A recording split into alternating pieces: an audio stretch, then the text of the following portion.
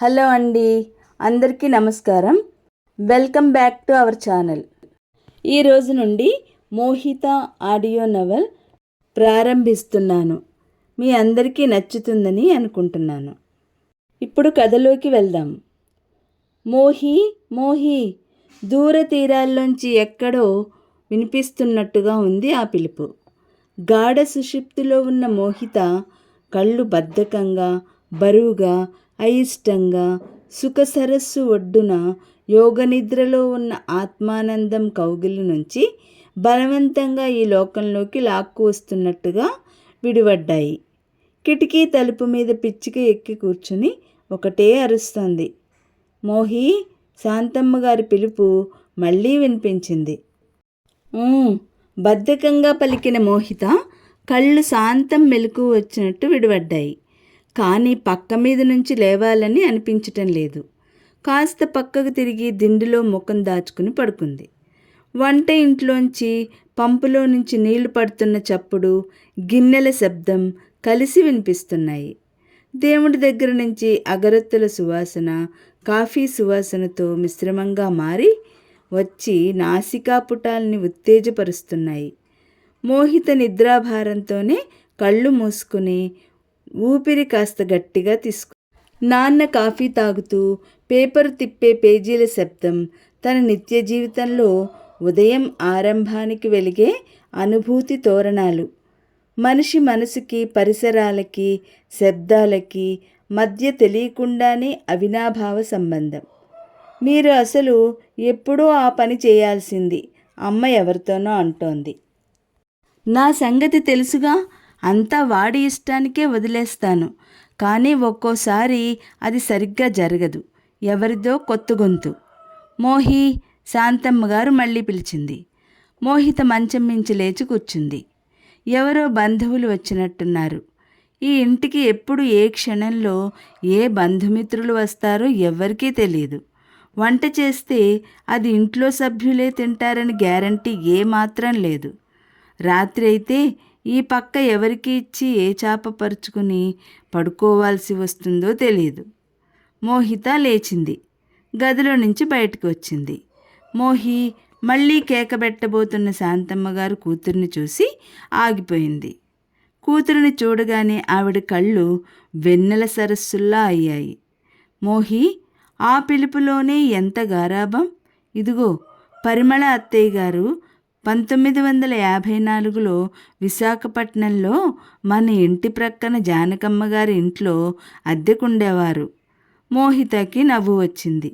అమ్మ లెక్కల టీచర్గా చేయడం కాదు కానీ మాటల్లో సంవత్సరాలు, తేదీలు, గంటలు క్షుణ్ణంగా గుర్తుంటాయి.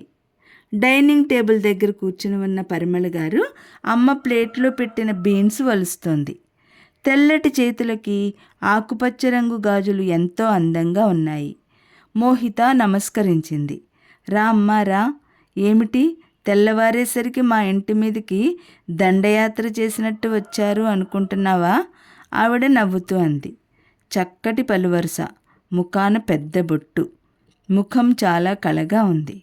జీవితం ఎక్కువ ఒడిదుడుకులు లేకుండా ప్రశాంతంగా గడిపిన స్థిమితం ఆ ముఖంలో కనిపిస్తోంది. ఆవిడ వచ్చి చాలాసేపు అయినట్టుంది. పక్కన ఖాళీ కాఫీ కప్పు ఉంది. ముఖం కడుక్కుని త్వరగా రా, మాతో పాటు నీకు కాఫీ కలిపేస్తున్నాను అంది శాంతమ్మ గారు. ఇప్పుడే వస్తాను మమ్మీ అంటూ అలవాటుగా పేపర్ కోసం ముందు గదిలోకి వెళ్ళడానికి గుమ్మం దాటడానికి పాదం వేస్తున్నదల్లా చటుక్కున వెనక్కి తగ్గుతున్నట్టు పాదం వెనక్కి తీసుకుంది. ఎదురుగా ఒక అతను పేపర్ తీసుకుని గుమ్మం దాటి ఇటు రాబోయి మోహితాన్ని చూసి వెనక్కి తగ్గాడు. ఇద్దరూ కాస్త ఎడంలో ఒకరికి ఒకరు అభిముఖంగా వచ్చి ఆగిపోయారు. మోహిత ఇంకా నిద్రబద్ధకం పూర్తిగా చెరగని కళ్ళతో చూస్తోంది. అతను మోహితనే చూస్తున్నాడు. తరుణ్, శాంతమ్మ అత్తయ్య గారి అమ్మాయి మోహి, మా అబ్బాయి తరుణ్, పరిమళమ్మగారు పరిచయం చేసింది. హలో అన్నాడు అతను. హలో అస్పష్టంగా అంది. మోహిత పేపర్ విషయం మర్చిపోయినట్టే వెనక్కి తిరిగి వచ్చి బాత్రూమ్ వైపు వెళ్ళింది. మోహిత మొహం కడుక్కుని వచ్చేసరికి అతను డైనింగ్ టేబుల్ దగ్గర కూర్చుని పేపర్ చూస్తున్నాడు.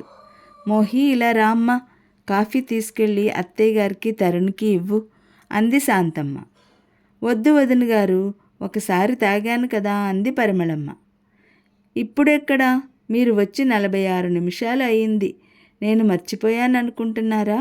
విశాఖపట్నంలో ఉండగా మీరు 9 గంటల లోపల 2 సార్లు కాఫీ తాగేవారు. అన్నయ్య గారు స్ట్రాంగ్గా తాగుతానంటే మీరు కడుపులో మంట వస్తుందని కేకలు వేస్తూనే కాఫీ ఇచ్చేవారు. ఇన్నేళ్ళైనా మీకు అంతా గుర్తుందే, శాంతమ్మ గారు సంతోషంగా అంది. చెప్పానుగా, నేనేం మర్చిపోలేదని. మోహి ఇలారా, ఇదిగో ఇది తీసుకువెళ్ళి పంచదార తక్కువ వేశాను, తరుణ్ కావాలంటే వెయ్యి. మోహిత వంట ఇంట్లోకి వెళ్ళింది.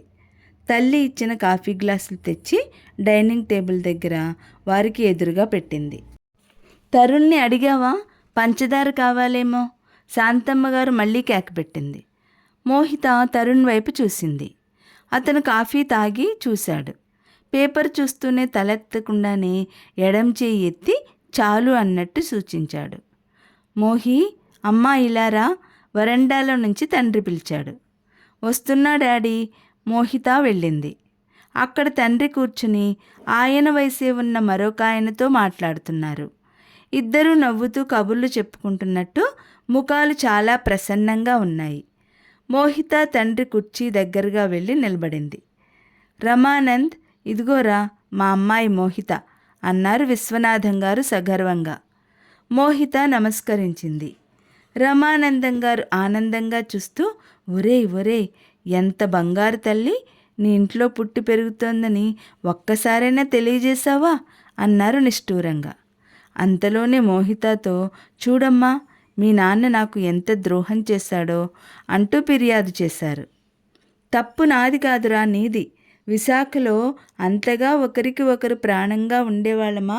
నువ్వు ట్రాన్స్ఫర్ అయి వెళ్ళావనుకో, కలకత్తా వరకు బాగానే ఉంది.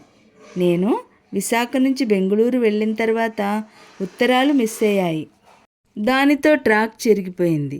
ఎన్నిసార్లు అనుకున్నాను, ఎంతమందినో అడిగాను. నువ్వు మస్కాట్ వెళ్ళావని.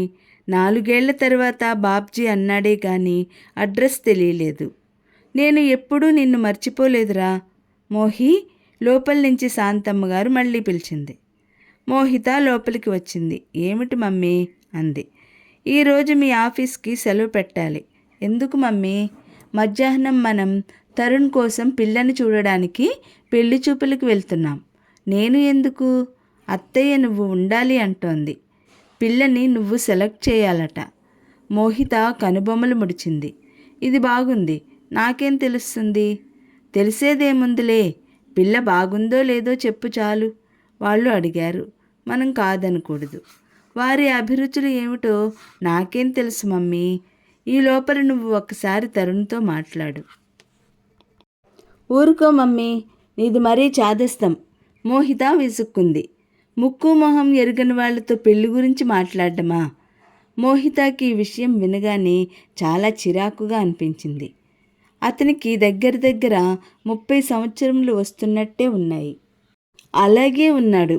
ఇంకా అమ్మ కొంగు పట్టుకుని మంచి బాలుడిలా, పాలు తాగే పాపాయిలా, పెళ్లి చూపులా బాగుంది.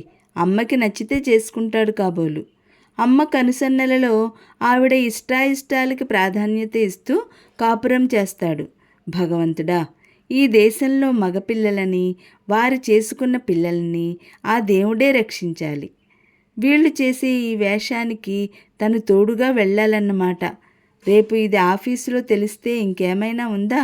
ఉషా, భారతి తన చెవులు ఎక్కలాగుతారు. ఇది అమ్మకి చెప్పినా అర్థం కాదు. మోహిత తల్లికి పనిలో సాయం చేస్తోంది. నాకు పనుంది మమ్మీ నచ్చజెప్పబోయింది. ఇక మాట్లాడవద్దు.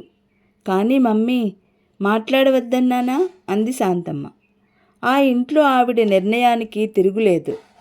ముఖ్యంగా బంధువుల క్షేమ సమాచారాల విషయంలో మమ్మీకి బంధువులలో మంచి పేరుంది.